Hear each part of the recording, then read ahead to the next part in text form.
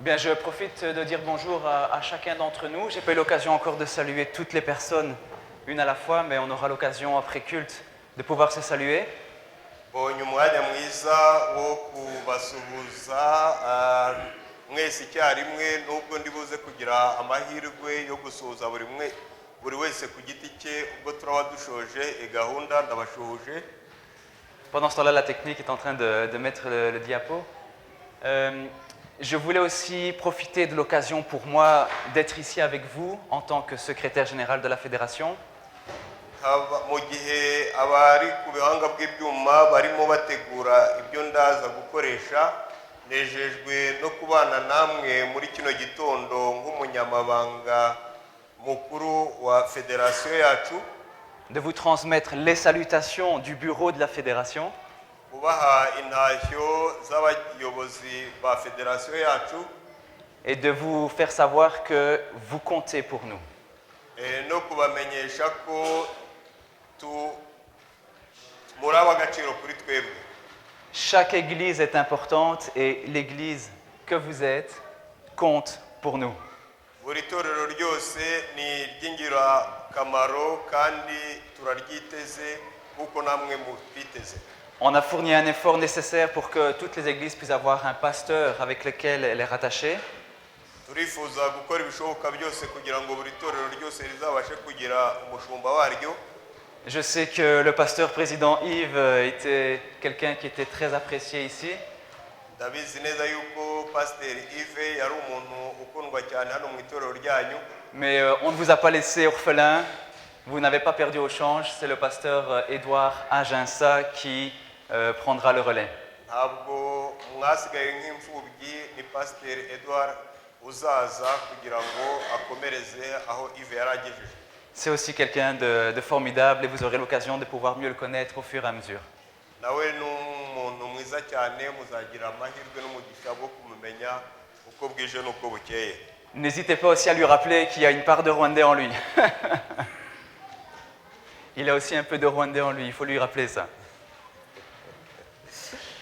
Ok. Alors aujourd'hui, on va creuser un texte ensemble. Hari isomo ngira ngo tuganireho mu buryo bwimbitse twese hamwe. Et j'aimerais peut-être te prendre par les sentiments au début. Ndashaka ko amarangamutima yanyu nababonanye agerageza kuzamuka. Oublie ta vie, oublie comment tu t'appelles. Wibagirwe ubuzima bwawe buri inyuma yaha, wibagirwe uko witwa. Maintenant tu t'appelles Naomi. Uyu mwanya ndagira ngo ngumenyeshe ko witwa Naomi. Naomi, jeune fille. Naomi, umukobwa ukiri mutoya cyane. Qui rêve de fonder une famille. Wari ufite inzozi zo kuzakora umuryango. Ça c'est toi. Uwo ni weweho.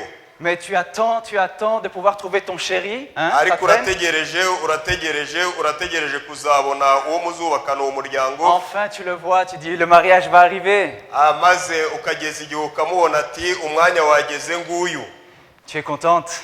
Urishimye cyane. Et puis le mariage a lieu. Maze igihe kikagera ubukwe burabaye. Tu attends d'avoir des bébés mais les bébés ne viennent pas. Ugategereza kubona umwana ariko abana ntibazi. Mais tu crois en Dieu alors tu pries, tu jeûnes. Ariko ugakomeza ukwizera Imana ugasenga kandi ukiriza ubusa. Après 5 années de lutte spirituelle, enfin tu as cette promesse avec un ventre arrondi. Nyuma y'imyaka 5 y'urugamba rwo gusenga wajya kubona ukabona umwana wasabye Imana araje. Merci Seigneur. Ukavuga uti urakoze mwami wanjye. Bébé arrive, tu es heureuse. Umwana arageze uranezerewe cyane. Mais l'histoire ne s'arrête pas là. Ariko ako gatekerezo ndikarangiriraho. Voilà que quand ton fils a 2 ans, noneho wa mwana wabonye ugiye azaba maze kugira imyaka 2, tu es en train de conduire et tu as un accident de voiture. Mu gihe wari urimo utwaye imodoka ukagira impanuka. Tu n'étais pas en tort, c'est pas ton tort. Nubwo muri iyo manuka atari wowe wayiteje. Mais ton fils meurt de l'accident. Ariko kandi umuhungu wawe agapfa yishwe n'iyo manuka. Tu as du mal à t'en remettre, c'était ton seul enfant. Biragoye cyane kubyumva no kwiyakira kuko wari ufite umwana umwe rukumbi. Et tu tombes dans une grande dépression. Maze ukagwa mu gahinda gakabije cyane. Et ton mari a du mal à supporter la situation et quelques mois après il te quitte. maze umugabo wawe bikamunanira kwakira ibikubayeho, amezi make yakurikiyeho akagutera umugongo akakureka akaguta. Et comme par hasard, là tu apprends une mauvaise nouvelle, tu as le cancer des poumons mais tu n'as jamais fumé. Maze nyuma yaho gatoya ukakira nanone inkuru mbi cyane yo kukubwira ko ufite kanseri y'ibihaha nyamara utarigeze na rimwe unywa itabi. Maintenant tu fais quoi? Ako kanya wabigenza ute? Heureusement, il te reste une famille chrétienne sur qui tu peux compter. Amahirwe nuko hasigayeho umuryango w'abakristo babizera ushobora kwishingikirizaho ukumva bagufatiye iry'iburyo. Et des frères et sœurs en Christ sont là pour t'encourager comme ils peuvent. Abavandimwe bawe muri Kristo bari hirya no hino ariko biteguye kugufasha no kukuba inyuma kugira ngo bagukomeze. Ils essayent du moins. Baragerageza bakora ibishoboka byose. Et une sœur en Christ te dit, tout concourt au bien de ceux qui aiment Dieu. Bakakubwira bati byose bifataniriza hamwe kukuzanira ibyiza. Tu t'attendais pas à ça, c'est un coup de poing que tu reçois. Ntabwo ibyo wari ubyiteze ahubwo ni nk'agaciyeho. Et tu sens que des frères et sœurs en Christ sont aimables, mais ne sont pas connaissance de cause de ta souffrance. Ukabona ko bavandimwe bawe na bashiki bawe ari beza ari abo gukundwa ariko ntiwumve ko ari abakumara agahinda kose ufite ku mutima. Tu les sens étrangers à toi, distants à ton problème, à ta souffrance. Urabafata nk'abanyamahanga ku kibazo cyawe no mu mubabaro n'agahinda urimo. Tu sens qu'ils ne peuvent pas comprendre ce que tu vis comme détresse. Urabafata nk'abadashobora kumva agahinda n'akaga urimo. Alors tu prends la décision même de t'éloigner de l'église. Noneho ugafata ndetse umwanzuro mubi wo kujya kure y'itorero. Ce verset te reste en tête. Ariko uwo murongo nanone ukakuguma mu mutwe. Est-ce que c'est vrai, Seigneur? Ese ni by'ukuri koko mwami? Pourquoi, mon Dieu, pourquoi? Kubera iki mwami wanjye, kubera iki? Et tu n'arrives pas à trouver la réponse à ta question. Nyamara ntabwo ugera ubwo ubona igisubizo. Des membres sont fidèles, authentiques dans la foi. Abayizera rwose ni indahemuka baragushyigikiye baragukomeza. Mais ça n'empêche pas le fait parfois d'être maladroit, d'être en décalage avec une personne qui est en souffrance. Ariko kandi ibyo ntibisobanuye ko badashobora kukugendera nabi kukandukamwe cyangwa kandi ku muntu uri mu kaga nkako. Est-ce qu'il y a quelqu'un qui a déjà été conforté par un frère ou par une sœur avec ce verset? Mbese hari umwe muri twebwe waba warigeze abwirwa n'umuvandimwe we muri Kristo uwo murongo w'ibyanditswe byera? Levez la main qu'on puisse voir ceux qui ont déjà entendu ce verset pour être confortés. C'est quelque chose qui arrive, c'est monnaie courante. Est-ce que ce texte veut normaliser la souffrance ici-bas pour nous? Mbese uyu murongo uvuga ko agahinda n'umubabaro duhura nabyo ku isi ari ibisanzwe? Est-ce que Paul est en train de dire ce qui est injuste, c'est normal, c'est juste, mais c'est bon pour toi pour que tu deviennes un meilleur chrétien? Mbese Paulo ariho aravuga ati ibi bintu ni byiza kuri we bibaye ahubwo bikwiye kukwigisha kugira ngo ube umukristo nyawe. Est-ce que la souffrance est là pour notre bien? Mbese umubabaro uhari kubw'icyiza cyacu? Est-ce que même c'est la volonté de Dieu que nous souffrions? Mbese kugira umubabaro ni ubushake bw'Imana kugira ngo tubabare? J'aimerais ce matin qu'on puisse allumer les projecteurs sur Romains 8, verset 28. Ndagira ngo muri kino gitondo tuganire kuri aya magambo aboneka mu Baroma 8 umurongo wa 28. Et je vous invite à ouvrir votre Bible. Ndabasaba ko mwabumbura ibyanditswe byera Bibiliya zanyu. On va prendre le temps d'étudier ce passage. Tugiye gufata umwanya wo kwiga uyu murongo. Romains 8, 28, et on va voir ensemble 4 projecteurs sur ce texte. Tugiye kubona imijyo ine ishingiye muri uno murongo. Le premier projecteur que je vous propose, c'est le contexte. Ikintu cya mbere tugiye kureba uburyo uyu murongo wavuzwemo. Pas juste les petits versets avant ou après, mais la section dans laquelle ça s'inscrit. Tugiye kureba icyatumye uyu murongo uza mu byanditswe byera. Et ce qu'on remarque déjà, c'est qu'il y a une double espérance que Paul va mettre en évidence. ariko icyo tubona ni uko hari ibyiringiro bishyitse cyangwa ingubwe nyinshi pawulo yari afite kandi ashaka kubyereka abo yari yandikiye uru rwandiko. L'espérance d'une vie meilleure ici-bas, mais aussi l'espérance d'une vie meilleure qui va être totalement atteinte lorsque Dieu apparaîtra dans son royaume. yabahaga icyizere cy'ubuzima bwiza hano ku isi ndetse akabaha n'icyizere cy'ubuzima bazagira mu bwami bwo mu ijuru ubwo Kristo Yesu azaba yatujyanye. Et l'Esprit va être là pour justement accompagner la personne qui est en souffrance au moment présent. umwuka wera ababereyeho kugira ngo afashe kandi abe bugufi umuntu nk'uwo uri muri icyo gihe cy'umubabaro. C'est aussi l'occasion pour Dieu de témoigner son amour pour chacun d'entre nous qui sommes en souffrance. ariko kandi akaba n'umwanya mwiza ku Mana yacu kugira ngo ibashe kwereka umuntu uri muri uwo mwanya w'umubabaro ko imushyigikiye itamuretse. Je ne sais pas pour la technique, apparemment la télécommande ne fonctionne plus. Hein. Je vous laisse vérifier. ndasaba abari ku byuma bagerageze. Je vous propose de reprendre donc Romains 8, verset 28, et on va lire jusqu'au verset 30. Abaroma 8 umurongo wa 28 tugiye gusoma kugeza ku murongo wa 30. On lit qu'en Kinyarwanda ou en français aussi?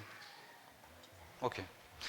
Du reste, nous savons que tout contribue au bien de ceux qui aiment Dieu, de ceux qui sont appelés conformément à son plan. En effet, ceux qu'il a connus d'avance, il les a aussi prédestinés à devenir conformes à l'image de son Fils, afin que celui-ci soit le premier-né d'un grand nombre de frères. Ceux qu'il a prédestinés, il les a aussi appelés. Ceux qu'il a appelés, il les a aussi déclarés justes. Et ceux qu'il a déclarés justes, il leur a aussi accordé la gloire. kandi tuzi yuko kubakunda Imana byose bifataniza hamwe kubazanira ibyiza ari bo bahamagawe nk'uko yabigambiriye kuko abo yamenye kera yabatoranije kera gushushanywa n'ishusho y'umwana wayo kugira ngo abe imfura muri bene se benshi. Abo yatoranije kera yarabahamagaye kandi abo yahamagaye yarabatsindishirije n'abo yatsindishirije yabahaye ubwiza. Ce texte-ci, c'était un encouragement que Dieu donne en fait. Iri somo turasangamo inkomezi Imana itanga. On va voir le plan du salut à travers même les souffrances. Tugiye kubona inzira y'agakiza gaciye no mu mubabaro. Dieu choisit, c'est-à-dire il connaît à l'avance. Imana ihitamo abo yamenye mbere. Il lance un appel, il offre la justification. ikabahamagara ikabaha igisobanuro ikabatsindishiriza. C'est-à-dire que ceux qui répondent favorablement à l'appel vont pouvoir être en contact avec ce Dieu-là. bivuze ngo abumvise umuhamagaro wayo babasha kuyegera Et ensuite bakumvira ubutumire bwayo. il y a ce que Paul appelle la glorification des croyants, c'est-à-dire la transformation, la régénération. maze hari icyo Pawulo yise kuba mu bwiza bw'Imana cyangwa se guhindurwa bashya. Pour Paul, c'est l'occasion de dire courage, ça va Kuri aller. Pawulo ni ukubabwira ngo nimukomere bizagenda neza. Et c'est la première question que je me pose et que je nous pose aussi ce matin. Ni nacyo kibazo nibaza muri kino gitondo, ni nacyo kibazo mukwiye kwibaza muri kino gitondo. Est-ce que nous avons des paroles, des gestes d'encouragement pour les personnes qui sont en souffrance? Mbese twaba tugira amagambo yo gukomeza abantu bari mu gihe cy'akababaro? Passons au deuxième projecteur. Reka tujye ku bundi buryo twareba uyu murongo. Le deuxième projecteur concerne ce qu'on appelle la critique textuelle. Je m'explique. Ubundi buryo dushobora kubona mu iri somo ni uburyo bwo kugerageza kuri sesengura turinenga. Comme vous le savez probablement, nous avons retrouvé quantité de morceaux, de livres ou de livres complets ou de Nouveau Testament complets. Nk'uko mubizi twabonye ibitabo byuzuye ndetse n'isezerano rishya ryuzuye. On peut compter environ 6000 copies. Dushobora kubara tukabara impapuro zigera ku 6,000. Si on regarde ce verset, Romains 8, verset 28, turebye uyu murongo w'abaroma igice cya 8 umurongo 28 parmi toutes les copies qu'on a pu retrouver, mu mpapuro zose zabonetse on peut les classer en 8 groupes. dushobora kufata uyu murongo tukawushyira mu bice 8. Si vous voulez, il y a 3 endroits dans le verset où ça modifie un petit peu. nimba mushaka neza kubyumva hari muri uyu murongo ibice bitatu bisa nkaho bihindutseho gatoya. Parce que quand on recopie, parfois il y a des erreurs, on modifie un petit peu pour améliorer le sens. iyo umuntu yandika rimwe na rimwe ahindukaho gatoya ku buryo Pour améliorer le sens. kugira ngo icyo umuntu ashaka kuvuga cyumvikane neza. Il y a 2 endroits où ça ne change pas vraiment le sens du verset, mais il y a un endroit qui va nous intéresser. hari ahantu haza kudufasha cyane kumva. Et ce sera au début du verset. aha rero niho tugiye kumva mu ntangiriro z'uyu murongo.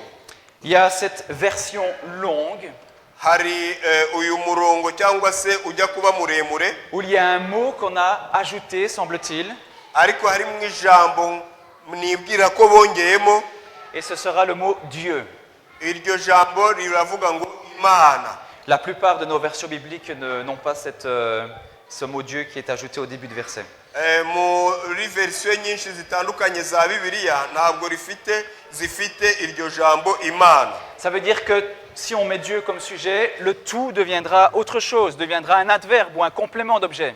nidufata Imana nk'aho ariyo nyirabayazana ibintu byose bizahita twumva ko ariyo biturukaho. On va lire ensemble les 2 possibilités. En tout, Dieu coopère pour le bien de ceux qui l'aiment. tukavuga tuti ku bakunda Imana byose bigenda neza. Ou alors, Dieu fait tout concourir pour le bien de ceux qui l'aiment. cyangwa se tukavuga ngo Imana ikora byiza byose ku bayikunda. Dans les leçons courtes, il y en a 6. 6 leçons courtes, 6 versions courtes. aha dushobora kuhabona imirongo 6 migufiya cyangwa se amasomo 6 magufiya. Les 2 premières qu'on peut citer sont celles où on a il à la place de Dieu. hari aho tubona ijambo ye bisoba mu mwanya w'Imana, mais où on suppose que c'est Dieu qui fait l'action.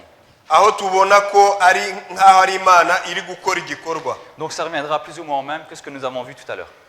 none ibyo biratujyana ku cyo twifuza gukora. On va reprendre les mêmes phrases et puis on va dire non, c'est pas il, Dieu, mais il, l'Esprit. ahari dushobora kuvuga ngo iryo jambo ntabwo ari Imana ahubwo ni umwuka. Et notamment parce que le verset 27 termine en parlant de l'Esprit qui agit pour le croyant. kuko niturangira turasanga ko ari umwuka ugira icyo akorera abamwizera. Il y a une possibilité, c'est que quelqu'un ait voulu corriger, au lieu de panta en grec tout, on a mis pneuma, l'esprit. Pneuma, l'esprit, au lieu de tout. hari aho noneho uwanditse yakoresheje ashyizemo umwuka aho gukoresha Imana. Mais il est fort probable que ça soit une erreur. birashoboka ko ryabaye ikosa. Et enfin, il y a cette dernière possibilité, le 8e groupe, où cette fois-ci, tout sera le sujet de la phrase. hari naho ndetse mu cyiciro cya 8 aho usanga byose aricyo bishingiye ku Mana nka nyiri abayazana w'ibintu byose. Alors quand les traducteurs font face à un verset comme celui-là, ça devient compliqué pour traduire.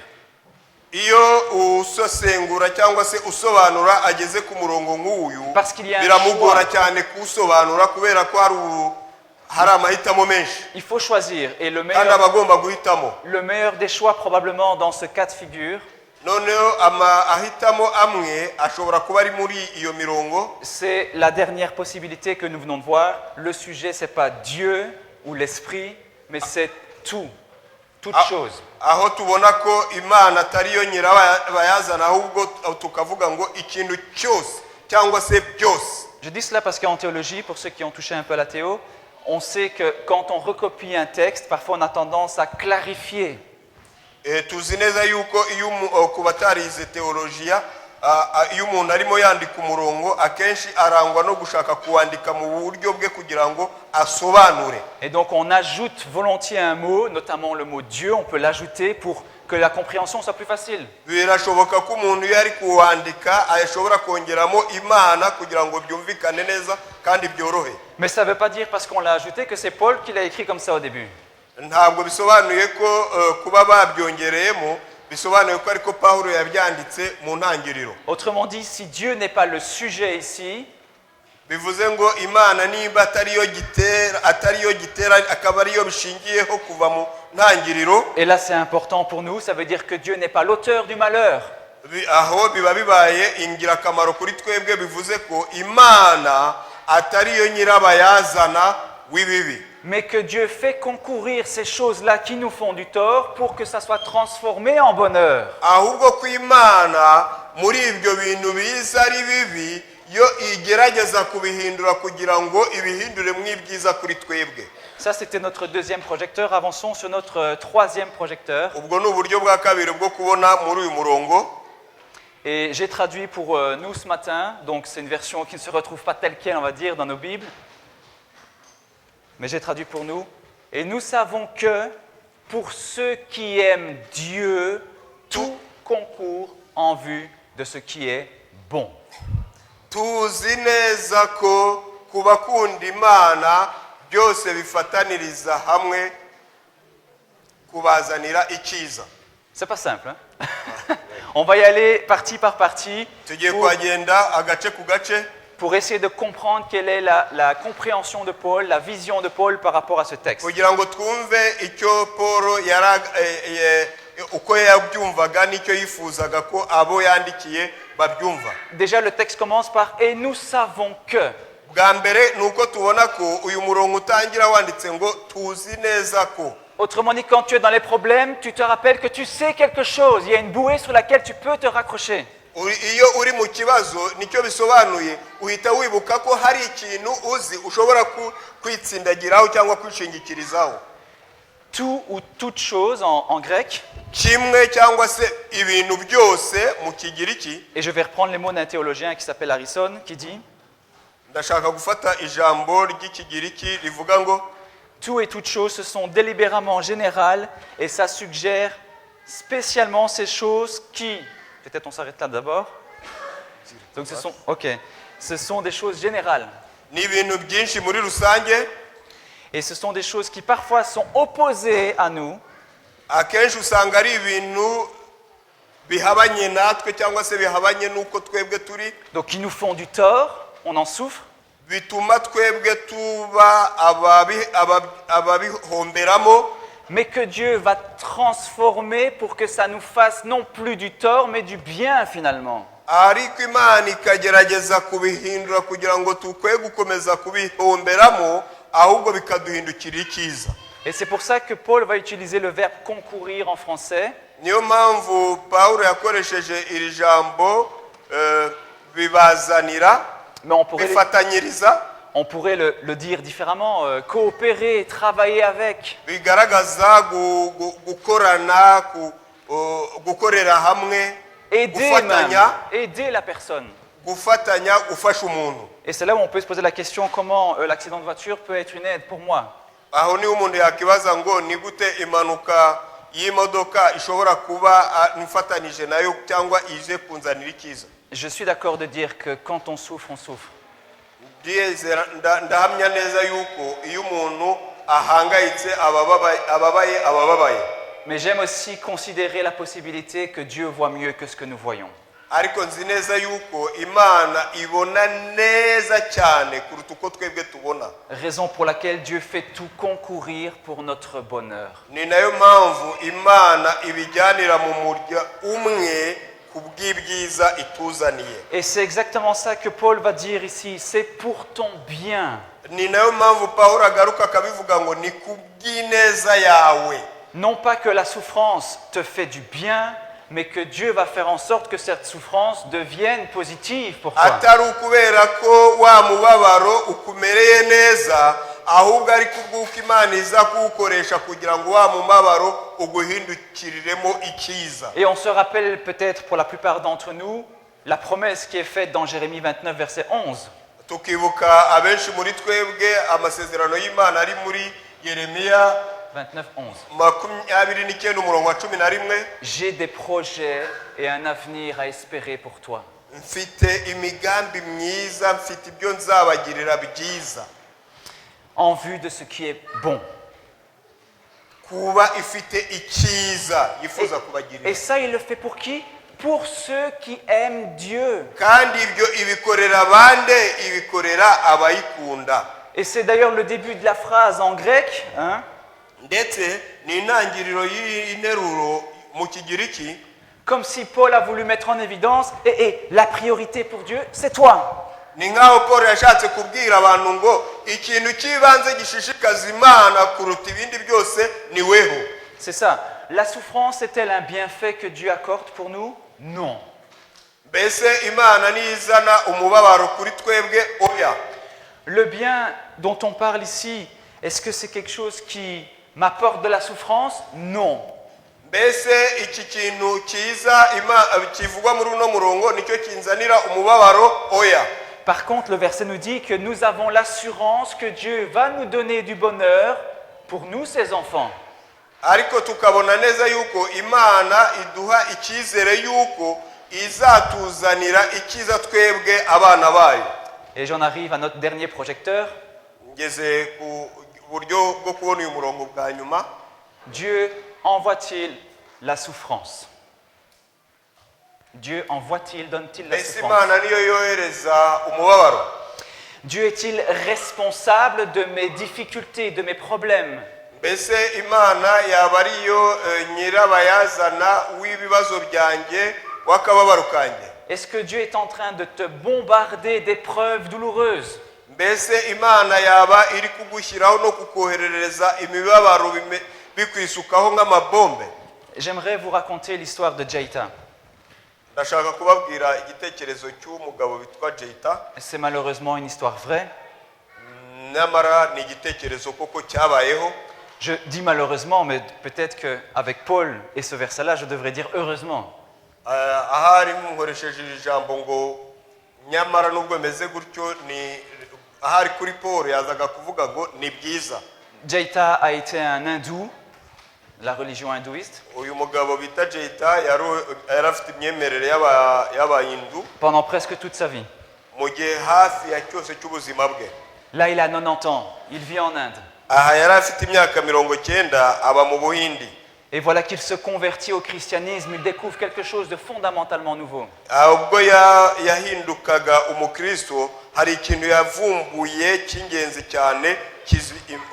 cy'ingenzi cyane mu buzima bwe gishyashya. Mais dans son quartier hindou, nyamara aho yari atuye mu Bahindu, sa conversion à Christ, elle n'est pas très bien vécue. Kuba yarahindutse ntabwo babyishimiye. Et régulièrement, il est battu par l'un ou l'autre voisin. Rimwe na rimwe akenshi gahoraho yarakubitwaga agakubitwa n'umwe mu baturanyi be ba hafi. Il y a même un voisin qui l'a battu avec une chaîne de vélo en métal. Ndetse hari umwe mu baturanyi be wamukubise amukubitisha chaîne y'icyuma, umurunga w'icyuma. Même les autorités en place là-bas l'ont arrêté pour lui dire écoute, tu vas signer ce document comme quoi tu arrêtes d'évangéliser. Ndetse n'abayobozi baho hantu yaratuye bamusinyishije inyandiko kumubwira ngo umva neza hagarika ibwiriza butumwa. Il a refusé la signature. Yanze gusinyira iyo nyandiko. Chaque doigt a été cassé l'un après l'autre. Buri rutoki rwose yari afite bararuvunaguye rumwe ku rundi barazirangiza. Parce qu'il est chrétien. Kubera ko ari umukristo. Waouh. Attends. Seigneur. C'est ça que tu as fait pour moi? Les projets de bonheur, un avenir à espérer, tout ça. Ibyiza nzabagirira amahoro umunezero nibyo noneho atangiye kubona. Ça c'est pour mon bien-être, c'est ça que je dois comprendre? Ese ibyo nari niteze nibyo ndi kubamo nibyo ubwo yari ari kumva? C'est pour que je m'améliore, je me sanctifie, je devienne un meilleur chrétien encore? Ese bibiri kumbaho kugira ngo nkomere kandi nkomeze mu bukristo bwanjye nkomeze njya mbere? J'aimerais qu'on ne puisse pas faire l'éloge de la souffrance. Ndagira ngo twe guha kwe kwamakaza akababaro duhura nako Je vous invite kwimakaza akababaro duhura nako. Je vous invite à ouvrir votre Bible dans Jacques, chapitre 1, verset 13. Yakobo urwandiko rwa Jacques 1, verset 13. Yakobo rimwe umurongo wa 13. Et Jacques le dira avec ces mots, mais c'est exactement ce que nous sommes en train de voir. Aratubwira muri aya magambo ariko ni nacyo turi kureba. Et il nous dit que personne, lorsqu'il est tenté, ne dise « c'est Dieu qui me tente ». Car Dieu ne peut pas être tenté par le mal et il ne tente lui-même personne. Umuntu niyoshwa gukora icyaha ye kuvuga ati Imana ntinyoheje kuko bidashoboka ko Imana yoshwa n'ibibi cyangwa ngo yo igire uwo ibyohesha. Déjà, on a un élément de réponse, c'est comme si ça ne vient pas de Dieu. Aha ndetse tuhabonye ikintu gikomeye cy'igisubizo nuko ibyo bitavuye ku Mana. Et pourtant, dans la Bible, à plusieurs endroits, notamment à travers la plume de Pierre, on verra que les souffrances sont des épreuves de la foi. Ariko ntimwibagirwe ko mu byanditswe byera ndetse mu rwandiko rwa Petero dufata imibabaro nkaho ari ikigeragezo cyo kwizera. Mais le malheur ne vient pas de Dieu, il vient de Satan qui vise à nous détruire. Imibabaro ntabwo iva ku Mana ahubwo iva kuri Satani kandi kabije ifite umugambi wo kudusenya. Et celui qui a encore du mal à le comprendre, je vous invite vraiment à relire au moins le début du livre de Job. Ndetse umuntu waba afite kutabyumva neza ndamusaba ko yajya gusoma mu ntangiriro z'igitabo cya Yobu. Job qui n'était pas parfait mais qui était intègre, qui était fidèle à son Dieu. Yobu utareraga ariko wari umuntu mwiza w'umuco mwiza w'indahemuka ku Mana ye. Et Dieu qui va dire à Satan, ça c'est mon fils, tu l'as vu, hein? Lui je l'aime. Imana ibwira Satani iti wamubonye yego rwose ndamukunda. Et Satan lui dira, mais tu sais, si tu me permets à moi de faire du tort, tu vas voir, c'est fini, il va t'abandonner. Ariko Satani amubwira ati no niba nge mumpaye nkamugenza uko nshaka urabona uburyo kwihakana biraba birangiye. Dieu dit, tu touches à ça, mais là tu touches pas. Imana iramubwira iti kora kuri ibyo ariko ibi byo ntukoreho. Autrement dit, il est en train de limiter les effets du mal que Satan veut faire. Bivuze ngo Imana yagabanije ibibi Satani yashoboraga gukora kuri yo. Qui est en train de faire souffrir l'être humain? Ninde uriho ababaza inyoko muntu? Ce n'est pas le Créateur. Ntabwo ari umuremyi wayo. Si tu souffres, ce n'est pas ton Dieu qui le fait. Niba ubabaye ukaba ufite ibibazo urwura nabyo ntabwo ari umuremyi wawe wabiguteje. Par contre, ton Dieu est là pour t'accompagner malgré la difficulté. Igitandukanye n'ibyo nuko umuremyi wawe Imana yawe ihari kandi yiteguye kubana nawe mw'ibyo bibazo uri kunyuramo. Et on a tellement eu du mal dans le christianisme par rapport à la souffrance et la manière dont on doit comprendre est-ce que Dieu il est responsable ou pas de cette souffrance. Rimwe na rimwe mu mibereho yacu ya Gikristo twagiye tugira ikibazo cyo kwibaza ngo mbese Imana yaba ariyo nyirabayazana akababaro n'akaga duhura nako. Que même les premiers chrétiens, quand ils étaient persécutés par la Rome antique, ils ont dit non, si tu meurs parce que tu es mangé par un lion, tu seras encore mieux. Kandi n'abakristo ba mbere ubwo bari mu karengane barenganywa n'ingoma ya Roma baravugaga ngo ubu niwicwa ndetse wishwe n'intare uzarushaho kuba mwiza kurutaho. Et il y avait même une compétition entre les chrétiens en espérant pouvoir être mangé par un lion parce que c'était le summum du christianisme. Ndetse bisa nkaho byahindutse nk'amarushanwa kuko byari bigaragaye nkaho ari ibintu bihita bizamura cyane ubukristo n'umuntu wageze ku rwego rwo hejuru mu bukristo. Je ne suis pas en train de leur jeter la pierre parce qu'ils ont vécu des atrocités à cause de leur foi en Christ. Ntabwo ndiho mbatera amabuye kuko bahuye n'ibintu bishishana by'ubunyamaswa kubwo kwizera no guhamya Kristo bari baramenye. Mais la foi en Christ n'est pas une compétition. Ariko kandi kwizera Yesu ntabwo ari amarushanwa. Ce que le texte dit c'est que la souffrance n'est pas normale. Icyo ibyanditswe bitubwiye nuko umubabaro tudakwiye kufata nk'ikintu gisanzwe. Et Pierre va même dépasser ce cap-là juste de dire je souffre. ndetse petero we agera hejuru yaka akavuga ati ndababaye. Au chapitre 1 de sa première épître, mu rwandiko rwa mbere rwa petero, donc 1 Pierre, pardon, chapitre 4, urwandiko rwa mbere rwa petero umurongo igice cya 4 versets 12 et 13. umurongo wa 12 n'umurongo wa 13 wa 12 n'umurongo wa 13. Le texte dit ceci. Ibyanditswe bigera bitubwira ngo 1 Pierre 4, 12, 13. Bien-aimés, ne soyez pas surpris comme d'une chose étrange qui vous arrive, de la fournaise qui est au milieu de vous pour vous éprouver. Réjouissez-vous, soyez dans la joie au contraire, de la part que vous avez aux souffrances de Christ, afin que vous soyez aussi dans la joie et dans l'allégresse lorsque sa gloire apparaîtra. umurongo wa 12, bakundwa mwe gutangazwa n'ikome ryo kubagerageza riri hafi yanyu ngo mumere nk'abagushije ishyano, ahubwo munezerwe nk'uko mufatanije imibabaro ya Kristo, kugira ngo munezererwe mwishima bihebuje ubwo bwiza bwe buzahishurwa. Autrement dit, les coups de poing que tu reçois, ça ne vient pas de Dieu. Bivuze ngo imijugujugu uhura nayo mu buzima ntabwo ivuye ku Mana. Pierre nous invite, quand on est dans les difficultés spécialement, à cultiver la joie. Ahubwo Petero ari kutubwira ngo nihura n'iyo mijugujugu wowe muri wowe wihingemo umunezero.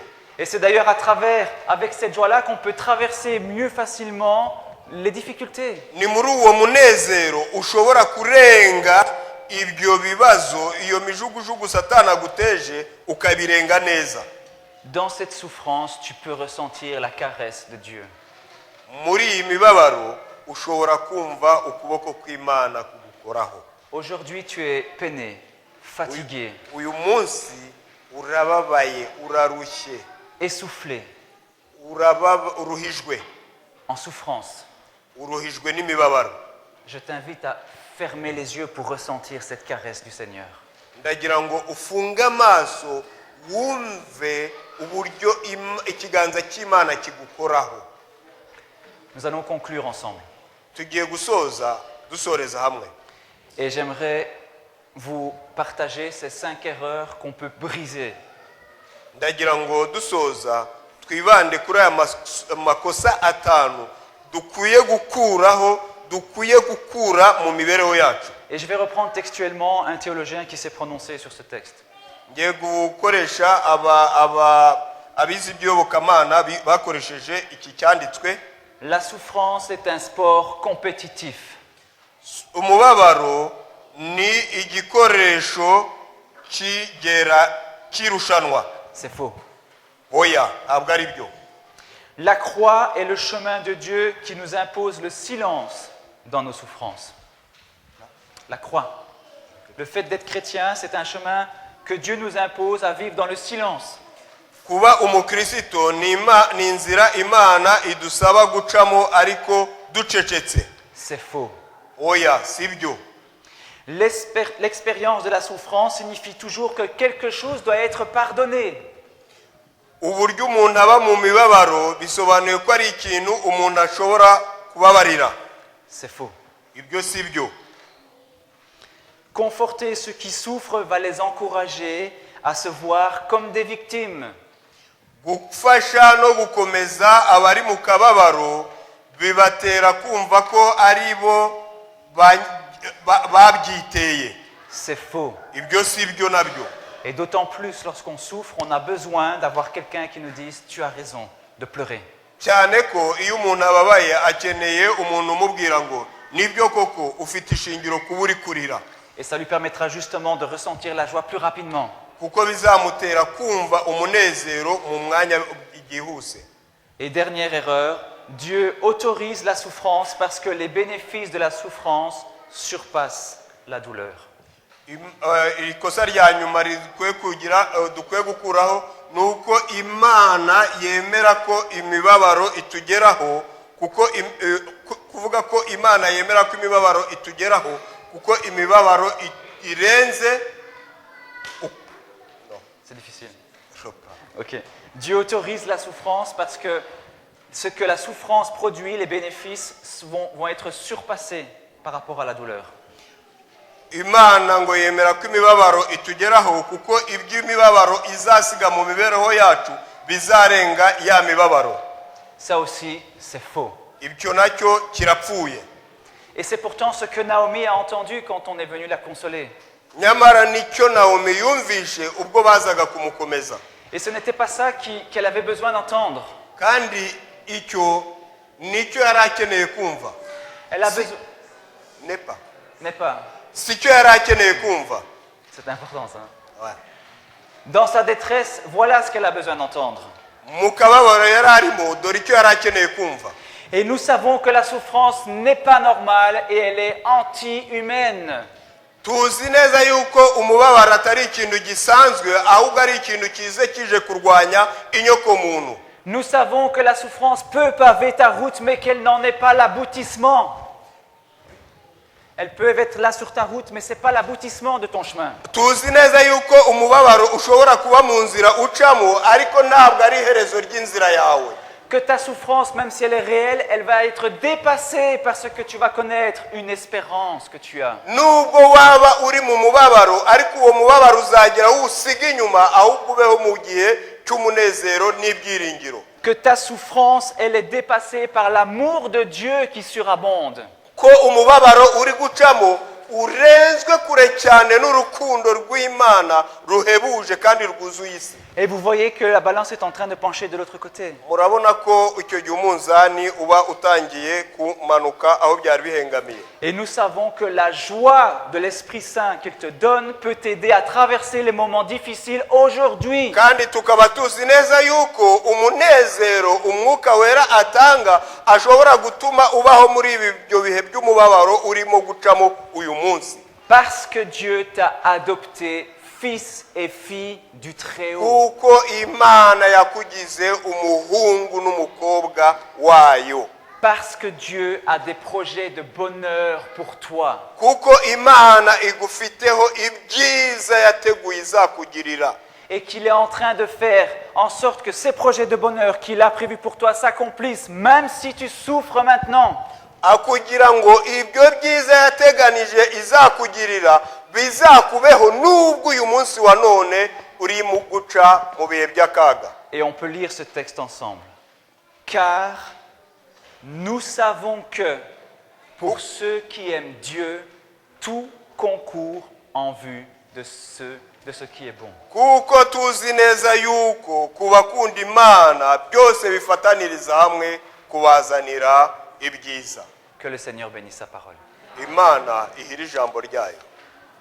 Amen. Nous te bénissons, Père éternel, nous voulons te rendre toute la gloire, tout l'honneur qui t'est dû. Toi qui pourvois chacun de nos besoins, au-delà même de ce qu'on peut imaginer. Seigneur, encore aujourd'hui, tu nous rappelles les projets de bonheur que tu as pour chacun d'entre nous spécialement. Et c'est vrai que parfois nous sommes tellement dans cette souffrance, dans cette détresse humaine, qu'on a du mal à voir ta main nous aider, qu'on a du mal à voir ce projet de bonheur. Mais Seigneur, nous voulons te faire confiance. Nous voulons, Seigneur, être avec toi, te laisser agir pour que tu transformes ce qui nous fait du tort en quelque chose de magnifique, conformément à ton projet de bonheur pour chacun d'entre nous. Oui, Seigneur, touche-nous, accompagne-nous, et que nous puissions aussi à notre tour réconforter ceux qui sont dans la souffrance, comme tu nous réconfortes. C'est notre prière, par les mérites de ton Fils. Amen.